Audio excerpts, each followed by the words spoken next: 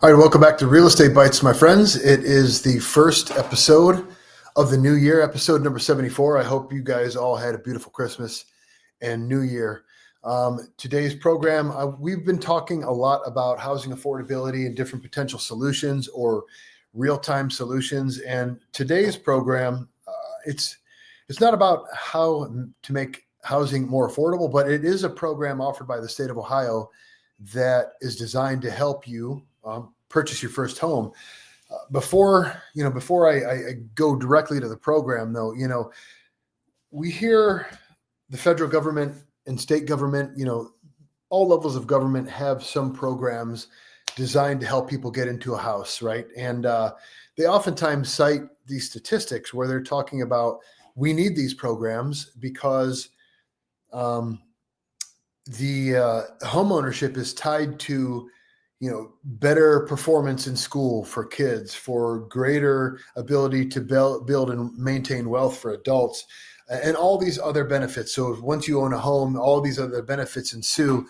And this is what gives government, the firepower to go to the public and say, hey, support us in these programs so that we can enter into these markets. And so I do think, however, that they're putting the cart before the horse when they talk about home ownership equals better performance in school for kids. Home ownership equals, a longer, better, stronger marriage between adults. Home ownership equals greater ability to build wealth for adults.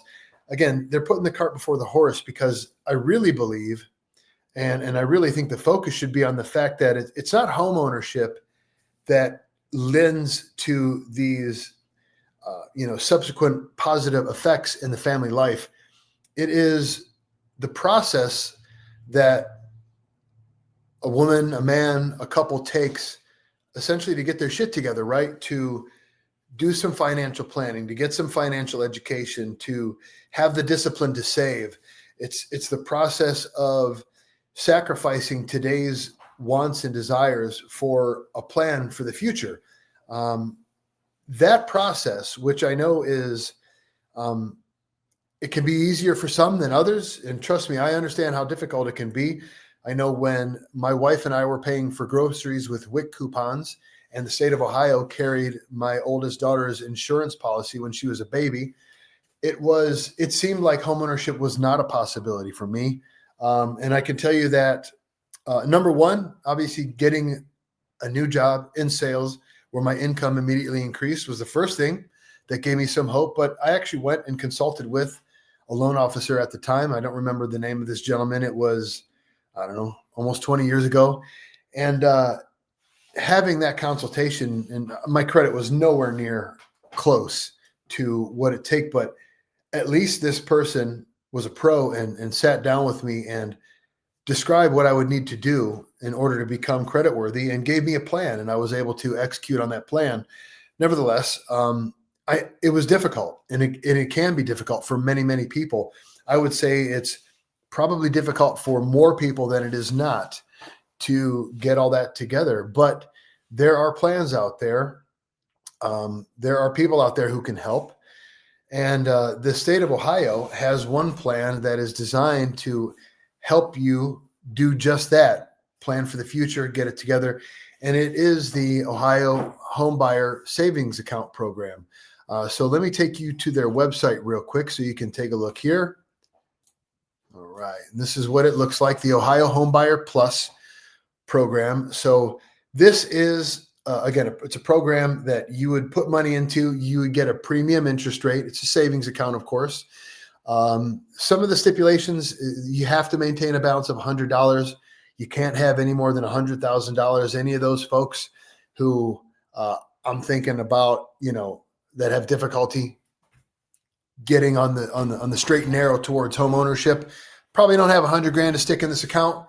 But the proceeds from the account, whatever you put in there, has to be used towards a down payment to buy a home or closing costs or whatever. There's a limited number of banks and financial institutions in the state who actually participate. I'm going to show you this list right here. So moving to a different website, and this is still the treasurer's office. but want to show you here. This is a very limited list of bank.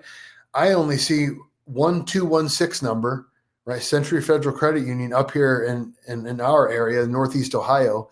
It looks like a lot is in Central, a lot is in the Cincinnati area. But again, only one Northeast Ohio number that I recognize at all. But if you consider the amount of banks in your county, right? All these banks fit on this one page here. That's it.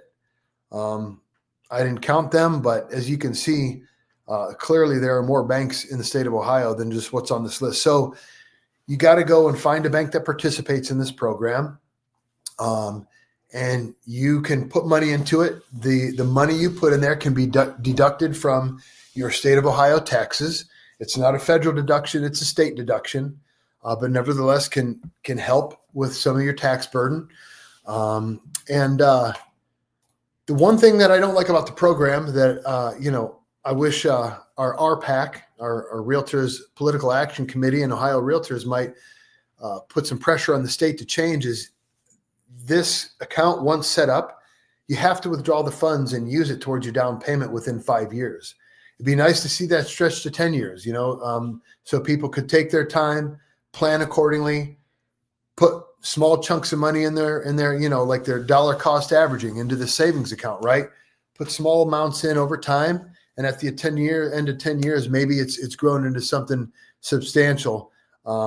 That's the only limitation on this program that I see as, less than ideal is the 5-minute limitation on when you have to use those funds.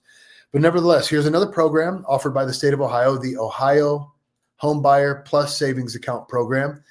If you are looking to get into the market in the next 5 to 10 years, or you got family, or if let's say you're, a parent who wants to help out a child, maybe this is an option for you. Stick your money in this account, let it marinate there for 5 years, get a premium interest rate. I think the interest rate, when I looked at it today, was like 3.15%, gain an interest on that account, and help out, save some money on your state taxes, help out yourself or a family member. But one more program that might help you. And, in talking about the process of getting your act together, especially your financial act, and your path towards home ownership, I mean, this is a great practice, right? This forces you, or should force you, to be focused on having the discipline to put money in there with regularity as you're working towards buying what might be your first home. Okay, that is it for today's topic. And now we're going to move on into last week's real estate statistics. All right. Okay, here we go. Episode 74. This morning, we saw inventory dip under 400 for the first time since August. So it's been about 5 months since we've seen less than 400 units for sale. Again, all-time low inventory without some sort of giant crash in our economy. I don't see any relief in home prices. Can people continue to clamor for lower interest rates? So many people want Trump to lower interest rates. Trump, of course, wants to lower interest rates. He's a real estate investor. Lower interest rates are going to drive up competition. It's going to drive up home prices. The answer to affordability, I believe, is more inventory. Okay. And that only 2 ways that happens: by building more, and by the unfortunate opposite side of that is people losing their jobs and having to sell their home. Okay. So 398 was the amount of single families and condos for sale in Lorain County this morning. There were only 48 closings last week. Makes sense with the holidays. The median square foot of those homes sold was 1,666. Median home value of last week's sales was $262,500. Median square foot price, $156.25. So we've been talking about this stat line for months now, and this is what we're looking at real time to determine whether or not home prices are increasing. And in last week's program, we saw, that home prices had corrected from Q3 to Q4, from Q2 to Q4 last year. And we start off the first the first Friday here of Q1 2025 with the median square foot price less than last quarter's average.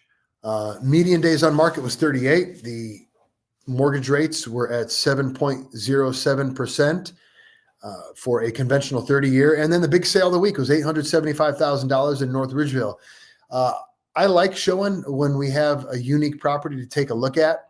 And this is one of those. So this baby started here at over $1.1 million on the market. This beauty here in North Ridgeville, which my hometown, where I grew up, rather, doesn't make the list very often, but we did so here this week. And look at this beautiful custom-built home on Longbrook in North Ridgeville. All the stonework is beautiful. Concrete siding's beautiful, matching garage door, matching the side. That's amazing. Don't see that very often.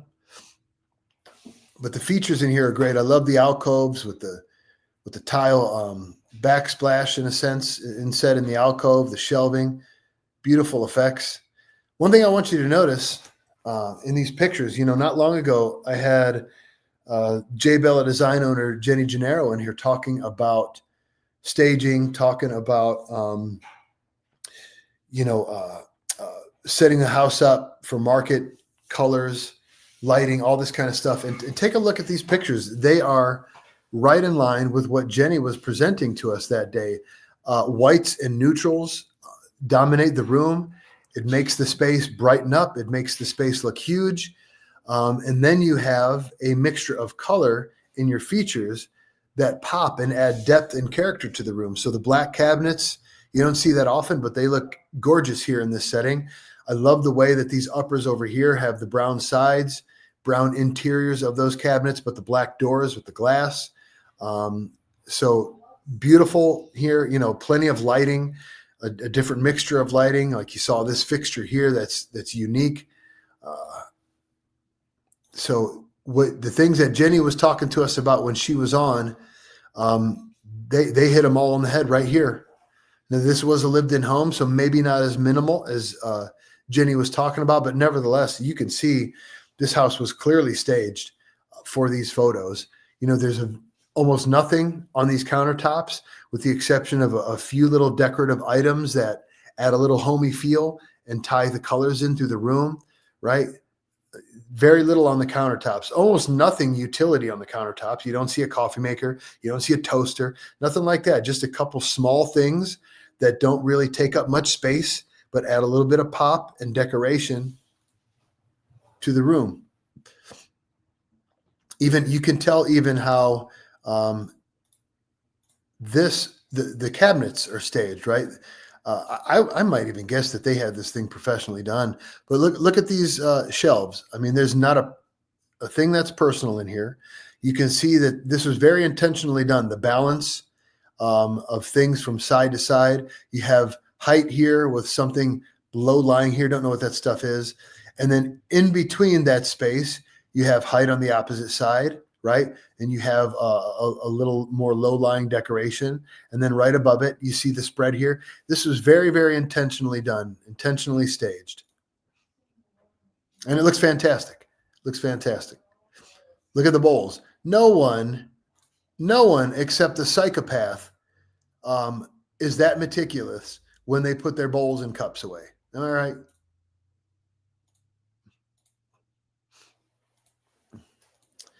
So again, just a beautiful, what was the price again here?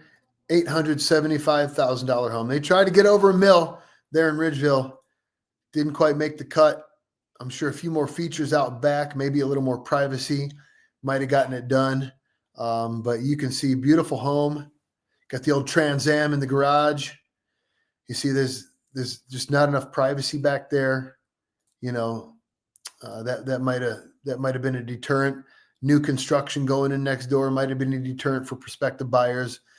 But in the end, an absolutely gorgeous home. And that wraps it up for the first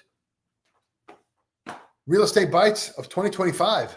Appreciate you guys being here. Hey, if you know somebody looking to buy or sell, talk to them about this Ohio Homebuyer Plus program. It might be something to help them put a couple few hundred extra dollars in the bank account. You know, that could be enough to pay for your home inspection or your appraisal. Tell them about the Homebuyer Savers program and participating banks there with the state of Ohio. You don't have to use that bank for your loan. You just deposit your money in there and get that premium interest rate. Great. I appreciate you guys being with me here on this first one of the year. And as always, take care of yourselves. Take care of one another. I love you, people. We'll see you next week.